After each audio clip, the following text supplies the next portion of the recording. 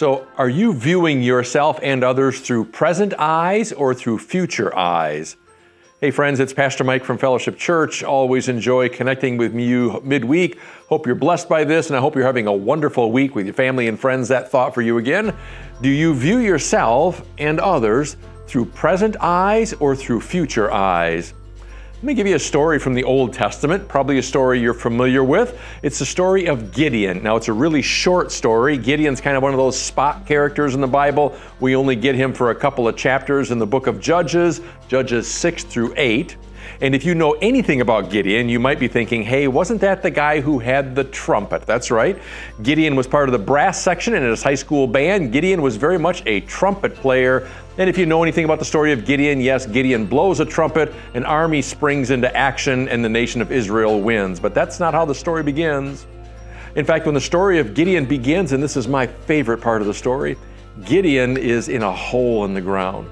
You see, in those days, Israel was in much the same position that, say, Ukraine would be in today, attacked by a much larger nation, much larger army, and they are being defeated. People are hiding in places. They're protecting their assets, protecting family and friends. That's what people were doing in Gideon's day.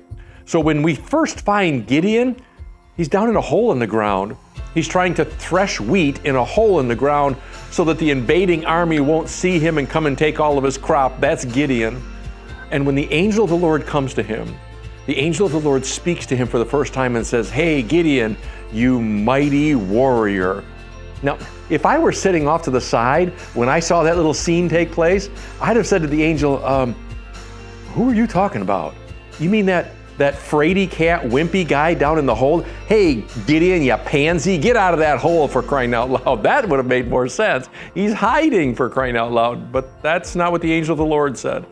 The angel of the Lord said, blessing on you, Gideon, you mighty warrior.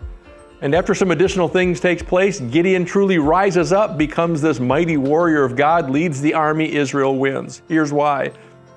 It's because at that present time, Gideon, if you had viewed him through present eyes, you would have said, looks pretty wimpy to me.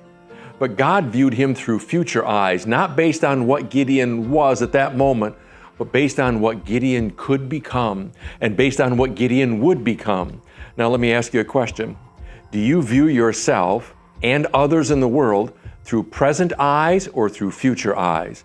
Present eyes look at who you are right now, and of course you'll see faults, you'll see shortcomings, you might even look at yourself and call yourself a fraidy cat for something you've been unwilling to do, but God's not in the present eyes business.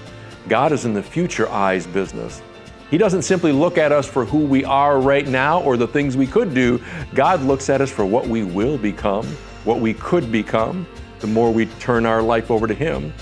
So while you look at yourself in the mirror and think of yourself as to who you are right now, when God looks at you, He looks at you and thinks of you as to who you can become and what you will become.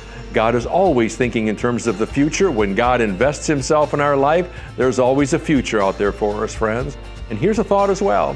When we look at other people, we tend to see them based on who they are right now. And God wants us to see them based on who they could become with some investment.